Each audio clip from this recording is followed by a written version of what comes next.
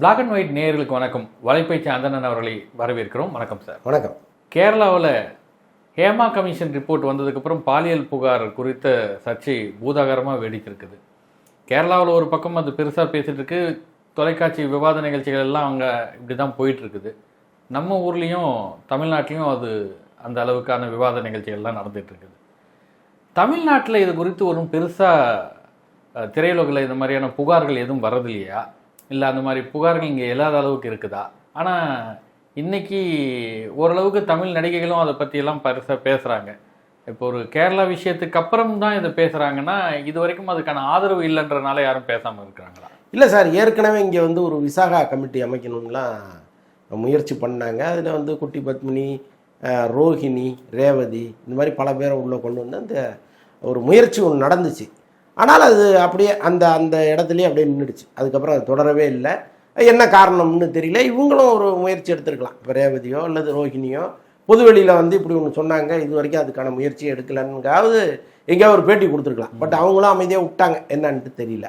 ஆனால் கேரளா மாதிரி மற்ற ஸ்டேட்டுகளில் நடக்கலையான்னா நடக்குது. கேரளாவில் பேசிட்டாங்க. இப்போ ஊர்வசி என்ன சொல்கிறாங்க அப்படின்னா, கேரளாவில் அந்த பெண்கள் துணிச்சலாக பேசிட்டாங்க, ஆனால் மற்ற மாநிலங்களில் பேச பயப்படுறாங்க, பேசலை அப்படின்னு அவங்க சொல்கிறாங்க. ஆக மொத்தம் இது தொடர்பாக பேசுகிற எல்லா நடிகைகளும் இந்த பிரச்சனை எல்லா மாநிலத்திலையும் இருக்குது, எல்லா மொழியிலையும் இருக்குதுன்னு சொல்கிறாங்க. எல்லா ஃபிலிம் இண்டஸ்ட்ரிலையும் இந்த பிரச்சனை இருக்குது. ஆனால் அதை தட்டி கேட்க வேண்டியவர்கள் தட்டி கேட்கலை அப்படிங்கிறத ஒரு மிகப்பெரிய குறையாக சொல்கிறாங்க. இப்போ விஷால் யாராவது உங்களை தப்பாக அப்ரோச் பண்ணால் அந்த இடத்துல செருப்பால் அடிங்கன்னு சொல்கிறாரு. அதையே ஒரு மிகப்பெரிய குற்றச்சாட்டாக இவங்க சொல்கிறாங்க.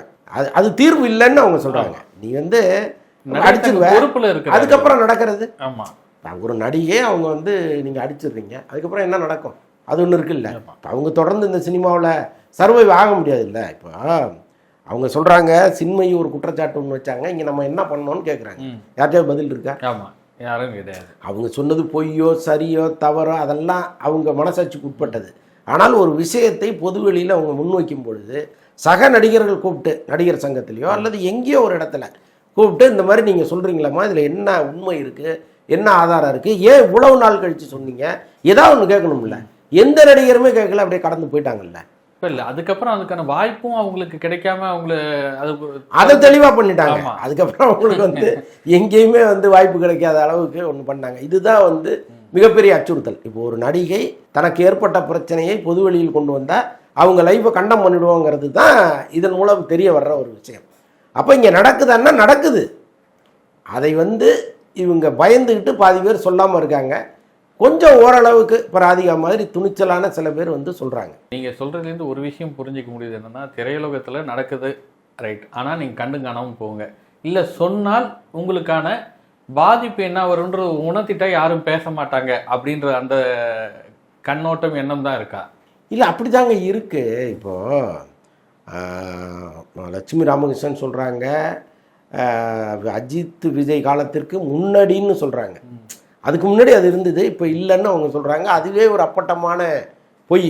அவங்களுக்கு தெரியும் என்னென்ன இப்போ நடக்குது, @% நடக்கிற வரைக்கும் அவங்களுக்கு நிச்சயமாக தெரியும். இதே ஃபீல்டில் இருக்காங்க, நமக்கு நிறைய விஷயங்கள் தெரியும். பட் நம்ம அதை ஆதாரபூர்வமாக நிரூபிக்க முடியாது. ஆனால் நாம் இங்கே சொல்கிற தகவல்கள், கேள்விப்படுகிற தகவல்கள், முக்கியமான சிலர் பேசுகிறது எல்லாமே நம்ம கேட்குறோம். அப்போ இவங்க பாதிக்கிறாங்க, இவங்க பாதிக்கப்பட்டாங்க, இவங்களால் இவங்களுக்கு பிரச்சனைங்கிறதெல்லாம் நமக்கு தெரியும். ஆனால் பொதுவெளியில் நம்ம பேச முடியாது அது. ஆனால் சம்பந்தப்பட்டவர்களை அது பொதுவெளிக்கு கொண்டு வரணும். நான் என்ன சொல்கிறேன், சினிமாங்கிறது குறுகிய காலத்தில் பணப்பயிர் விளைகிற ஒரு இடம். நீங்கள் ஒரு படத்தில் நடித்து ஹிட் ஆகிட்டீங்கன்னா அடுத்த படத்தில் உங்கள் ஆயுளுக்கு தேவையான பணத்தை நீங்கள் சம்பாரிச்சிடலாம். இதுவே நீங்கள் வேறு துறையில் வேலை செஞ்சாலாம் முடியாது. சினிமாவில் அது நிறையா கொடுக்குது. ஒரு கலெக்டரை விட, ஒரு ஜனாதிபதியை விட அதிக சம்பளம் இங்கே சினிமாவில் ஒரு துணை நடிகர் வாங்கிட்டு போயிடுவார். அப்போ நான் என்ன சொல்கிறேன், நீங்கள் சினிமாவுக்கு வரும்பொழுது ஒரு கனவோடு வரீங்க, ஒரு படத்தில் நடித்து உங்கள் கனவு நிறைவேறிடுது. 2வது படத்தில் நீங்கள் நினச்ச சம்பளத்தை அடைஞ்சிடுறீங்க. 3வது படத்தில் உங்களுக்கு ஏற்பட்ட அநீதியை சொல்லுங்கள். அதுக்கப்புறம் பாசிட்டிவாக நடந்தால் சரி, நெகட்டிவாக நடந்தாலும் சரி, உங்களை வீட்டுக்கு அனுப்புகிற முயற்சி நடக்குதா, போங்கடா நான் வீட்டுக்கு போகிறேன், நான் வந்த கனவு எனக்கு நிறைவேறிடுச்சுன்னு போயிருங்க. யாரோ ஒருத்தனை போட்டு கொடுத்து போயிருங்கன்றாங்க. அப்போ தான் இப்போ கேரளாவில் இனிமேல் தவறு நடக்குமா? துணிச்சலான பெண்கள் இறங்கி பேசின பிறகு இன்றைக்கி கேரளாவில் ஒரு நடிகர் ஒரு நடிகையை நினச்ச உடனே அணுகிற முடியுமா? இல்லை இது போராட்டமும் நீண்ட கால போராட்டம் இல்லை, உடனே எல்லாம் நடந்ததில்லை. 5 வருஷம் அந்த அறிக்கை ரிப்போர்ட் அப்படியே தான் இருக்குது. ஆமா, இன்னும் முழுசா வரல. ஒருத்தர் ஏதோ தகவல் அறியும் உரிமை சட்டத்துல கொஞ்சம் வாங்கிட்டாரு. அது முழுசா வரும்போதுதான் யாரெல்லாம் இதுல சிக்குவாங்கன்னு தெரியும். வருமானே தெரியாது. பல அறிக்கைகள் வந்து அப்படியே டேபிள்லயே தூங்கிருக்கு. அது எப்போ வரும்னு தெரிய மாட்டேங்குது. ஸோ அப்படிப்பட்ட சூழல்ல ஓரளவுக்கு மற்ற மாநில அரசியலை விட கேரள அரசியல் கொஞ்சம் பரவாயில்லன்னு தோணுது. என்னப்பா அவரு பினராயி விஜயன் இருந்ததுனால ஒரு திலீப்னு ஒரு பெரிய நடிகரத்துக்கு உள்ள போடுறாங்க. இல்லைன்னா இங்க தமிழ்நாட்டில் நடக்குமா? அது நடக்காது. தமிழ்நாட்டில் நீங்க வந்து 3ஆம் கட்ட 4ஆம் கட்ட நடிகர்களை கூட உள்ள போட முடியாது. அவங்களுக்குன்னு ஒரு இன்ஃப்ளூயன்ஸ் இருக்கும். ஒரு எம்எல்ஏ பேசுவார், ஒரு எம்பி பேசுவார், ஒரு மந்திரி பேசுவார். ஒண்ணுமே நடக்காது. சாதி பின்புலம் எல்லாமே இங்க இருக்கு. ஆனால் அங்க நடந்துருது இல்ல. ஒரு 6 மாசம் உள்ள இருந்துட்டு வெளியில வந்து தானே அவர் அடுத்த வாழ்க்கையை ஆரம்பிக்கிறார். ஸோ அதனால ஓரளவுக்கு கேரளா பரவாயில்ல. பட் கேரளா வந்து ஒரு அலாரம் அடிச்சிருக்கு. நீங்க எப்படி இருந்தாலும் இன்னைக்கு வந்து ஊடகங்களுடைய பலம் வேறையா இருக்கு. நீங்க ஒரு வீடியோ கிடைச்சதுன்னா உங்க வாழ்க்கையை முடிச்சு விட்டுருவாங்க. ஸோ அப்படிப்பட்ட சூழல்ல அந்த பயம் இங்கேயும் வருவதற்கு வாய்ப்புகள் நிறைய இருக்கு. இதுதான் வந்து ஓரளவுக்கு தூய்மைப்படுத்துமே தவிர சம்பந்தப்பட்ட நபர் வெளியில வந்து சொல்லி அவர் நீதிமன்றத்தை எதிர்கொண்டு வழக்குகளை சந்திச்சு அதெல்லாம் ரொம்ப கஷ்டம். 2வது வழக்குகளுக்கான செலவுகள்ன்றது எவ்வளவு காலத்துக்கு அவங்களால கொண்டு போக முடியும்? செலவுகள் ஒரு பக்கம். நீங்க அங்க கோர்ட்ல கேட்கிற கேள்வி, இப்போ ஒரு நடிகரோ அல்லது ஒரு இயக்குனரோ ஒரு தயாரிப்பாளரோ இதில் ஈடுபட்டு மாட்டிக்கிட்டாருன்னு வைங்க, அவரால் ஒரு மிகப்பெரிய வக்கீலை வச்சுக்க முடியும். ஒரு மிகப்பெரிய சம்பளத்தை கொடுத்து வச்சுக்க முடியும். உங்களை கிடுக்கி பிடி போட்டு அப்படியே தவற தூக்கி இவங்க மேலே ஏற்றிட்டு போயிடுவாங்க. யார் புகார் கொடுத்தாங்களோ அவங்களே குற்றவாளியாக மாற்றி விட்டு போயிடுவாங்க. ஸோ அதெல்லாம் நடக்கும். எல்லாமே சட்டம் வந்து அந்த பணபலத்தை வைத்து தானே வளையுது. ஸோ அதனால் இது வந்து இந்த கமிட்டியை பற்றி கொஞ்ச காலம் பேசுவாங்க, அவ்வளோதான். எனக்கு தெரிஞ்சு அதுதான் நடக்கும். நம்முடைய நீண்ட காலமாக நான் பார்த்துட்டு இருக்கிற வரைக்கும் இது வந்து ஒரு பேச்சளவுலே போயிடும். இதை தாண்டி அடுத்த கட்டத்துக்கு போவோம். இவங்க விசாகா கமிட்டி அமைப்பாங்க. இதில் வந்து அவங்க மேலே குற்றச்சாட்டு, இவங்க மேலே குற்றச்சாட்டு, அவங்களெலாம் கூட்டு வந்து வச்சு கேள்வி கேட்பாங்க. அப்படிங்கிற கட்டத்துக்கே இது போகாது. கேரளா ஒரு உதாரணமாக நம்ம சொன்னாலும் இப்போ தெலுங்கு திரையுலகத்துலேயும் வந்து 2019 அமைக்கப்பட்ட அந்த விசாரணை அறிக்கை வேணும்னு சொல்லி அமலா கேட்டிருக்காங்க, சமந்தா கேட்டிருக்காங்க. இவங்கெல்லாம் இன்ஸ்டாகிராமில் பதிவு பண்ணியிருக்கிறாங்க. அப்போ தெலுங்கில் ஒரு திரையுலகத்துலேயும் இந்த பிரச்சனை எழும்ப ஆரம்பித்திருக்கிறது. இங்கே இன்னைக்கு நடிகை ராதிகா, குஷ்பு, குட்டி பத்மினி, இப்போ எல்லாரும் கஸ்தூரி, இவங்கெல்லாம் பேச ஆரம்பிச்சிருக்காங்க. இது தமிழ் அண்டை மாநிலங்களில் இங்கேயும் ஒரு பரவலான ஒரு தாக்கத்தை ஏற்படுத்துமா? இது தாக்கத்தை ஏற்படுத்தியிருக்கு, அது இல்லைன்னு சொல்லலை. அது ஒரு விளைச்சலாக மாறுவாங்கிறது தான் நம்ம கேள்வி. இன்னைக்கு ராதிகா பேசுனதுல பார்த்தீங்கன்னா ஒரு எமோஷனல், அவங்க அதை நம்ம அந்த பேட்டியில் பார்க்க முடிஞ்சது. ஒரு உணர்வு மேலோங்கி தான் அவங்க பேசினாங்க. ஒன்று, தயாரிப்பாளர்கள் படம் எடுக்கும்போது உரிய பாதுகாப்பு எல்லா ஏற்பாடுகளும் அவங்க தான் பார்க்கணும் அப்படின்றது ஒன்று. கேரள திரையுலகத்தில் அவங்க நடிக்கும்போது இருந்த காட்சியை ஒரு விஷயத்த சொல்கிறாங்க. நடிகர்கள்லாம் அங்கே உட்காந்து ஒரு வீடியோவை பார்த்து சிரிச்சிட்டு இருந்தாங்க. தமிழ் தெரிந்தவங்ககிட்ட நான் கேட்டேன், கேரவனில் நடிகைகள் உடை மாற்றுறதெல்லாம் காட்சிகளை வந்து அவங்க பார்த்துட்டு இருக்காங்க, நான் சத்தம் போட்டுட்டு வந்துட்டேன் அப்படின்ற மாதிரி சொல்கிறாங்க. பாதுகாப்பு இல்லை, ஒரு அச்சுறுத்தல் நமக்கு இருக்குதுன்றது வந்து மிகப்பெரிய ஆபத்தான ஒரு சூழலாக இல்லையா திரையுலகில்? ஏன்னா கேரவன் இல்லாத காலகட்டத்தில் நாங்கள் வந்து பொது வெளியில் உடை மாற்ற வேண்டியது, மரத்து பின்னாடி இருந்தோம், ரொம்ப சிரமங்கள் இருந்ததுலாம் சொல்லிட்டு இருக்கிறாங்க. அன்னைக்கு இருந்த நடிகைகள் வந்து கம்பேரிசன் இன்னைக்கு பரவாயில்ல, திரையுலகம் வந்து ரொம்ப வளர்ச்சி அடைஞ்சிருக்குன்ற மாதிரியான ஒரு எண்ணத்தில் இருக்கிறாங்க. ஆனால் அதுவே ஒரு ஆபத்துக்குள்ளான ஒரு சூழலாக இருக்குதுன்றது வந்து ஒரு அதிர்ச்சியாக இருக்குதா இது? ஸோ அது மாதிரி நிறைய விஷயங்கள் இங்கே வரும், பரபரப்பாக பேசப்படும், அப்படியே அமைஞ்சிடும். அதுக்கப்புறம் வேற ஒன்று வரும். இப்படி தான் போயிட்டு இருக்கு நீண்ட காலமாக.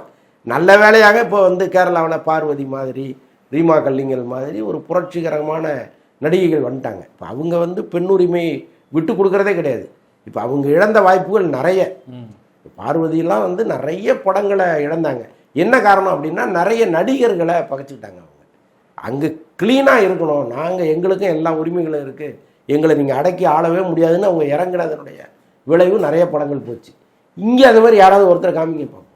இல்லை, இப்போ நீங்கள் சமூக அவலங்களையும் சமூக அக்கறையோடு சீர்திருத்தங்களையும் திரைப்படங்களில் சொல்கிறோம், அதுக்காக போராட்டம், இப்போ ஒரு எதிர்ப்பு இருந்தால் கூட அதை மீறி வழக்குகள் தொடுத்து அப்படியெல்லாம் வரக்கூடிய ஒரு படைப்பாளிகள் மிகுந்த ஒரு தமிழ் திரையுலகத்தில் இந்த ஆணாதிக்க சிந்தனை அந்த அளவுக்கு இருக்குதா? அந்த அளவுக்கு பெண்களை அடைக்க ஆளணும்னு நினைக்கிறாங்களா? அப்படிலாம் உண்மையிலே இருக்குதா? எழுத்து பேச்செல்லாம் வேறங்க, அது வியாபாரம். நான் எனக்கு தெரிந்து ஒரு மிகப்பெரிய இயக்குனர், ஒரு புரட்சிகரமான கருத்துக்கள்லாம் சொன்ன ஒரு இயக்குனர், தினந்தோறும் பக்கத்தில் 2 பெண்கள் இல்லாமல் அவரால் தூங்கவே முடியாது. அப்படி தான் இருந்தார். அவர் சாகிற வரைக்கும் அப்படி தான் இருந்தார். இன்றைக்கி நீங்கள் இண்டஸ்ட்ரியில் போய் கேட்டிங்கன்னா பல பேர் சொல்லுவாங்க அவரை பற்றி. ஆனாலும் அவருடைய படங்கள் ரொம்ப சிறப்பாக இருக்கும், அவர் சொல்கிற கருத்துக்கள் ரொம்ப சிறப்பாக இருக்கும். இந்த மாதிரி நிறைய பேர் இங்கே உண்டு. புகழ்பெற்ற இயக்குனர்கள் இருந்தாங்க, புகழ்பெற்ற நடிகர்கள் இருந்தாங்க. அவங்க எல்லாமே சினிமாவில் தான் புரட்சியாளர்கள், சினிமாவில் தான் தெய்வ குழந்தைகள். இங்கே இந்த பக்கம் வந்துட்டிங்கன்னா அவங்கள விட சாத்தான்கள் யாருமே கிடையாது. அதெல்லாம் இங்கே நடந்துச்சு. பல நடிகைகள் வந்து வேதனையோட அழுகையோட அதெல்லாம் சகிச்சுக்கிட்டாங்க. ஏன்னா இன்றைக்கி உள்ள மாதிரி அன்றைக்கி வாய்ப்புகள் இல்லை. இன்றைக்கி நிறைய வாய்ப்புகள் இருக்குது. ஓடிடி இருக்குது, யூடியூப் இருக்குது, இன்ஸ்டாகிராம் இருக்குது. நீங்கள் சினிமாவில் சம்பாதிக்க முடியாததை கூட இன்ஸ்டாகிராமில் இன்றைக்கி சாதாரண ஆட்கள் சம்பாதிச்சுட்டு போயிடறாங்க. அப்போ பல கதவுகளுங்க திறந்துருக்கு. இன்றைக்கி நீங்கள் வந்து யாரையும் அப்படி மிரட்ட முடியாது. உன் லைஃபுக்கு நான் கண்டம் பண்ணுவேன்னு சொல்லவே முடியாது. போடா நீ இல்லைன்னா எனக்கு இன்னொன்று இருக்குடான்ட்டு போயிட்டே இருப்பாங்க. ஆனால் அந்த காலம் அப்படி கிடையாது. எல்லாத்துக்கும் சகிச்சுக்கிட்டு வாழ்ந்தாங்க. அதனால் இதை வந்து நீங்கள் மாற்றவே முடியாதுங்க.